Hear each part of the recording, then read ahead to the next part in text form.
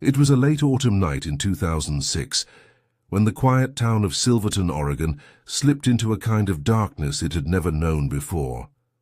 On the corner of Pine and Water Street, under the faint orange glow of a streetlight, 24-year-old Rachel Whitmore parked her silver Honda Civic and stepped out, clutching her tote bag close. She was on her way home after locking up the Willow Café, where she worked part-time while studying graphic design at Chemiqueta Community College. It was supposed to be her last night shift before starting a full-time internship in Portland that she'd dreamed of for months. But Rachel never made it home. When her roommate Tessa Vaughn woke up the next morning and saw Rachel's bed untouched, she assumed Rachel had stayed over at her boyfriend's place. But by evening, the worry crept in. Rachel wasn't answering. Her phone hadn't shown up for her morning class and hadn't clocked in for her cafe shift. When Tessa drove to the parking lot behind the Willow Café, Rachel's car was still there, locked clean with her keys lying neatly on the passenger seat. What haunted people most wasn't the violence. It was the silence. The eerie stillness of a life interrupted without warning or explanation. Detectives from the Marion County Sheriff's Office swarmed the scene that night. The car doors were locked, no signs of struggle, no broken glass. But they found something else. A half-empty cup of coffee sitting on the ground behind the car, next to faint footprints leading toward a wooded trail that bordered the property. Rain had begun to fall that night, soft and steady, erasing much of what might have been found. Detective Henry Cole, who led the initial investigation, recalled years later that something about the scene didn't feel random. It wasn't chaos. Whoever did this had control, he said. Rachel's disappearance spread fast through Silverton. Her face appeared on every utility pole and gas station window. Candlelight vigils filled the town square, and volunteers searched nearby trails, creeks, and even old logging roads. But they found nothing. It was as if Rachel had been swallowed by the Oregon woods.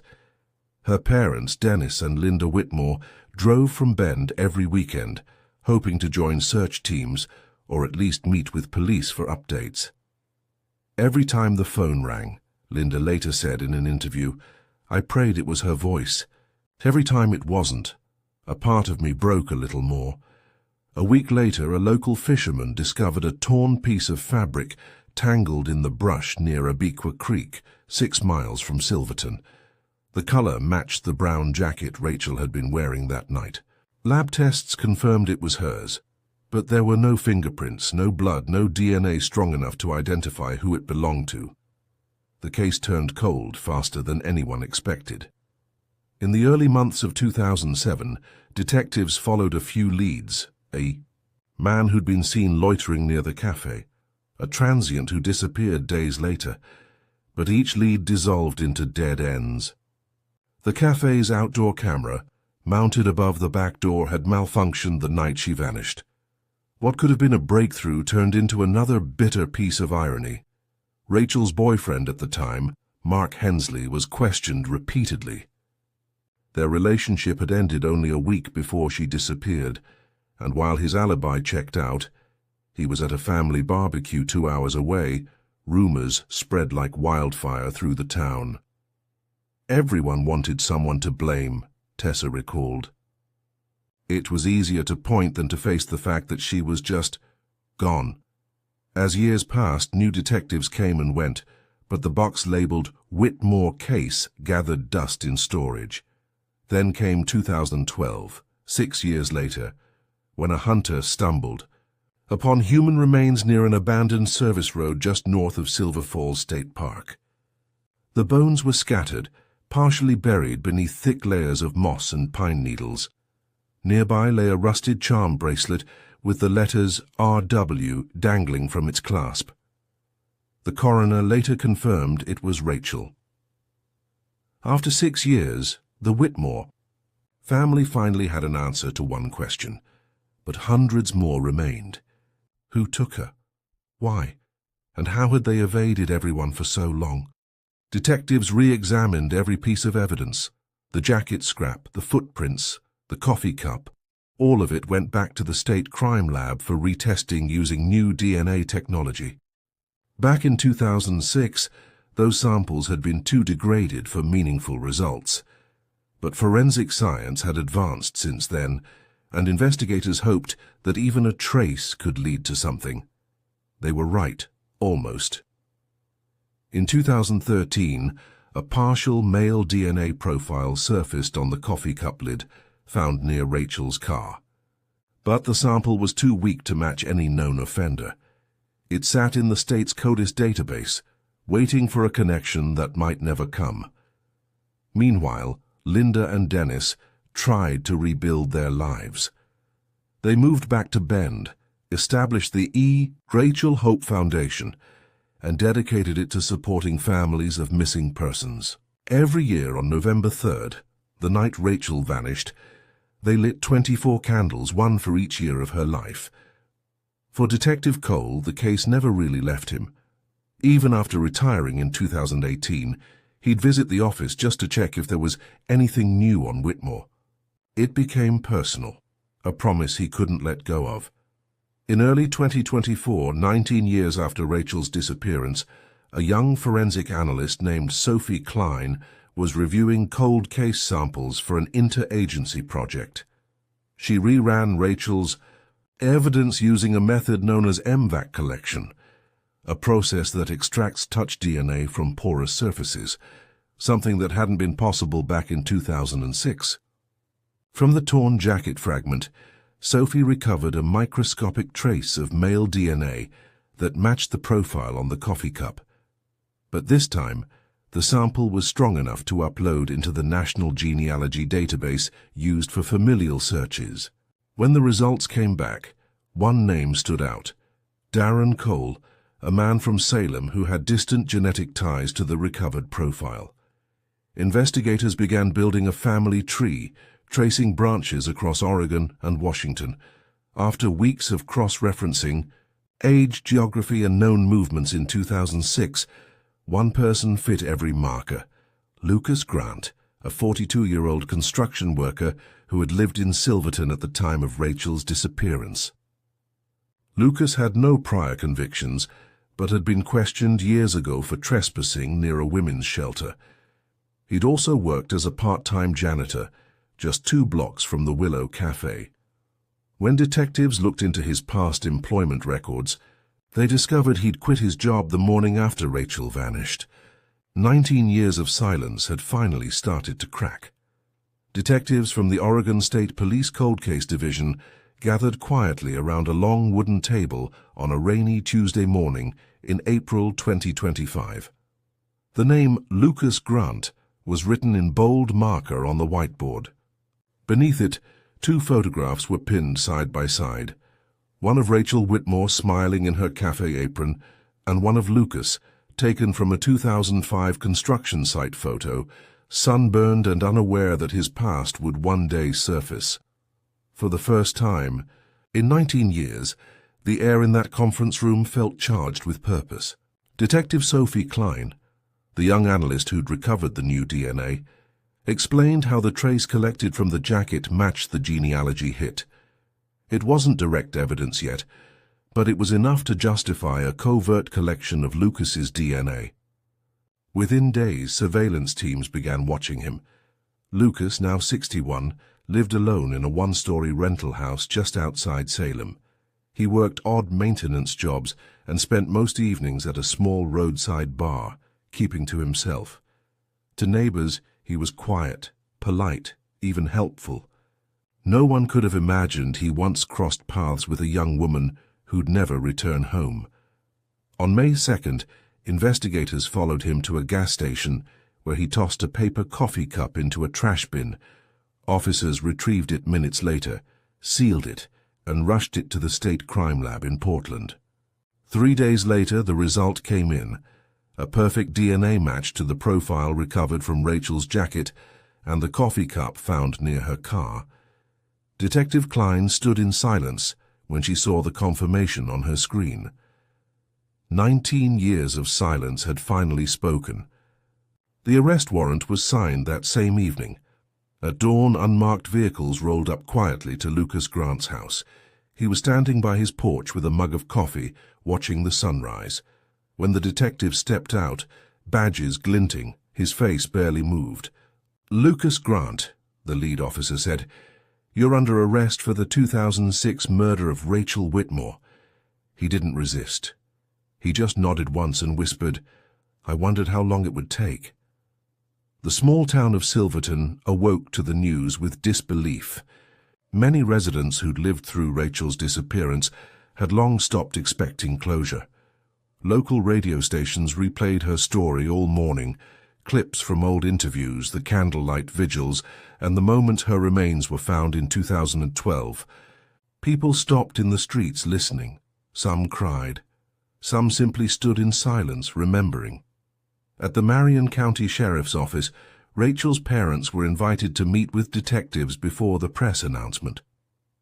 Linda and Dennis sat, side by side, holding hands tightly as they were told the man responsible for their daughter's death was finally in custody. For a long moment, neither of them spoke. Then Dennis said quietly, "We've been waiting 19 years to hear that name." Linda turned to Detective Klein and asked, "Did he say why?" Klein shook her head. "Not yet." The interrogation began that afternoon. Lucas sat across from Detectives Klein and Robert Finch, hands cuffed, staring at the table. For hours he remained silent. When he finally spoke, his voice was flat, tired. "I didn't mean for it to happen," he said. "She came out the back door. I asked if she could spare $1. She said she didn't have any cash. I just lost control." He went on to describe how he'd been drinking that night, wandering near the cafe, and saw Rachel locking up. He'd followed her to her car, asking for help. When she grew frightened and tried to leave, he panicked. "I grabbed her arm," he whispered. She screamed. "I covered her mouth, told her to stop. It all went wrong." Investigators listened in silence as he described dragging her toward the trail, struggling as she fought back, then blacking out. When he woke up, he said, "She wasn't breathing." He panicked, hid her body near Abiqua Creek and threw her jacket into the brush. He returned hours later to take her car keys and place them inside to make it look like she'd left voluntarily. Every detail matched what detectives had theorized back in 2006. But until now, they'd had no proof. When the confession ended, Lucas lowered his head and said, "I see her face every night. I hear her scream in my dreams. I thought if I stayed quiet it would fade." The lead detective looked at him for a long moment and said, "It never fades for the families, Lucas." By evening, word of the confession reached Silverton. That night, news cameras gathered outside the Willow Café, now run by a different owner but still holding Rachel's photo on the counter. Locals stopped by, some placing flowers near the door. "It's strange," one woman said. "We used to whisper about her every year, and now suddenly it's all real again." The next morning, the Oregonian ran the headline, "19 years later, justice for Rachel Whitmore." It became one of the most read stories in the state that week. In interviews, Detective Klein admitted that the break came from a mix of persistence and luck. "Technology caught up to evidence that had been waiting all along," she said. "All it needed was one person to look again." During his arraignment, Lucas showed little emotion. When asked if he understood the charges, he replied softly, "Yes, ma'am." His public defender entered a plea of not guilty, but prosecutors had his confession DNA and matching timelines. Rachel's family attended every hearing. Her mother wore a small pin with Rachel's initials on her jacket, sitting in the same front row seat each time. "We wanted him to see us," she later said, "to know that the people he hurt still stand." The trial date was set for early 2025. By then, 19 years had passed since Rachel's disappearance. 19 winters, 19 Novembers, 19 empty chairs at family dinners. And yet, in the silence between testimony and evidence, there was a quiet strength that filled the courtroom, a reminder that even when justice takes nearly 2 decades, it still arrives. The courthouse in Salem was silent when the doors opened on the morning of February 18th, 2025. 19 years had passed since Rachel Whitmore vanished, and yet her presence lingered in every corner of that courtroom. Her photograph stood at the prosecution's table, smiling, radiant, frozen in time. Reporters filled the benches, their notebooks open. Family, friends, and strangers who had followed the story for nearly 2 decades sat shoulder to shoulder. Everyone was there for the same reason, to finally hear the truth spoken out loud. When the judge entered, even the air seemed to still. Across the room, Lucas Grant sat in a grey suit, his wrists cuffed loosely, eyes lowered. The years had carved deep lines into his face, but not enough to hide the guilt behind his quiet expression. The prosecutor began with a statement that would echo long after the trial was over. This is not a story about how a woman died. It is a story about how a community refused to forget her. The state laid out its case with precision.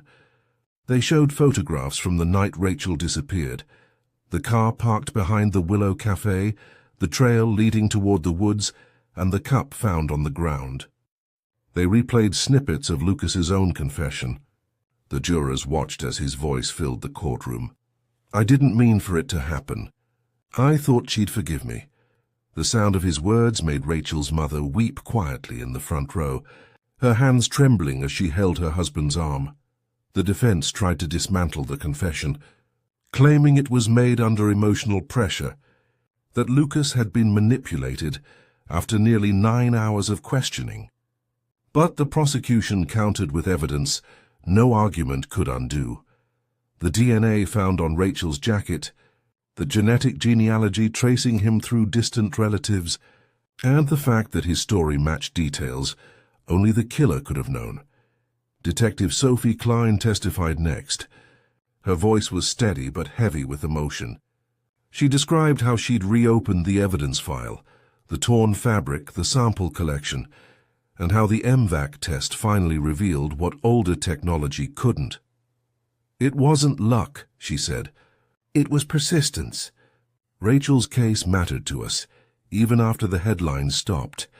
When she stepped down from the stand, Linda Whitmore reached out and briefly touched her hand, a silent thank you between 2 women bound by one mission: truth. The trial lasted 8 days. Each one felt longer than the last. On the 9th morning, the jury returned after only 4 hours of deliberation. The room went still as the foreperson stood and read the verdict. On the charge of first-degree murder, we find the defendant, Lucas Grant, guilty. A soft gasp spread through the courtroom. Dennis Whitmore closed his eyes. Linda lowered her head and whispered, "Thank you." Lucas didn't look up. He simply nodded once, as if he'd expected it all along. When the judge asked if he wished to speak before sentencing, he rose slowly. "I know what I did," he said. "There isn't a day I don't see her face. I took something I can't ever give back. I'm sorry." His words fell flat. Too late, too small for the life they'd destroyed.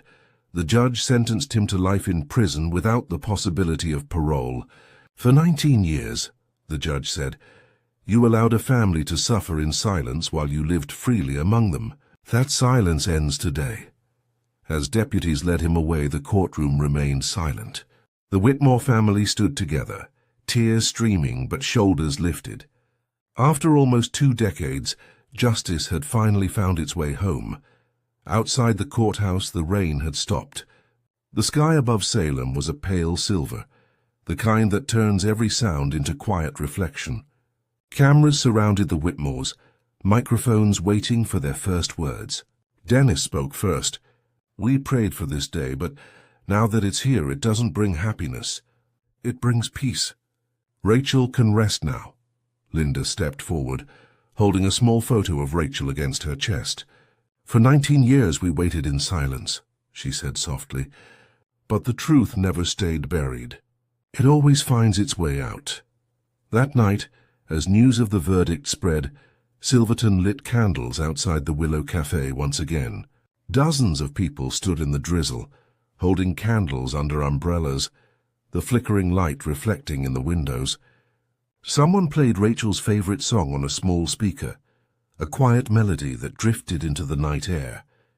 The cafe owner left the front door unlocked and placed a single coffee cup on the counter, beside her framed photograph.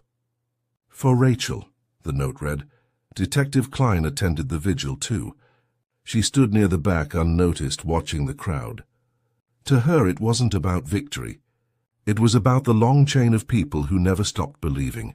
Every detective, every volunteer, every parent who refused to forget. She later said, "Cold cases don't close because of miracles. They close because people refuse to stop caring." Months later, Rachel's story was featured in a state documentary about Oregon's longest unsolved cases. Viewers around the country learned how technology, patience and love could bridge nearly 2 decades of silence. Letters began pouring in from families with missing loved ones, saying that Rachel's story gave them hope again. The Rachel Hope Foundation, founded years before, saw its donations triple.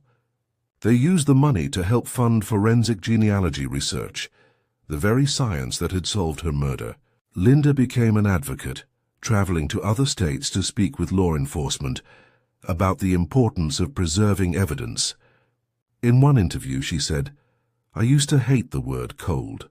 Now I know it just means waiting for the right hands to hold the truth again." Detective Klein stayed in touch with the Whitmores.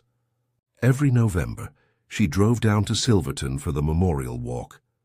Together, they'd follow the same path Rachel used to take from the cafe to her car, stopping near the trail where the footprints once disappeared. At the end of the walk, Linda would always turn to Sophie and say, "Because of you, she's home." The story of Rachel Whitmore became part of Oregon's collective memory, a reminder that even when years pass and silence stretches across generations, truth remains patient. It waits for its moment to be heard. If you listen closely to the quiet streets of Silverton at night, you can almost hear laughter echoing from the Willow Café, the kind that belongs to someone who should have grown older, who should have had her chance. Her story, once buried in 19... And as the documentary narrator would say in its final moment, sometimes justice doesn't come fast. But when it comes, it changes everything. If you believe in keeping these stories alive, in giving voices back to those the world forgot, make sure to subscribe, share, and never stop listening, because somewhere out there, another cold case is waiting for its silence to end.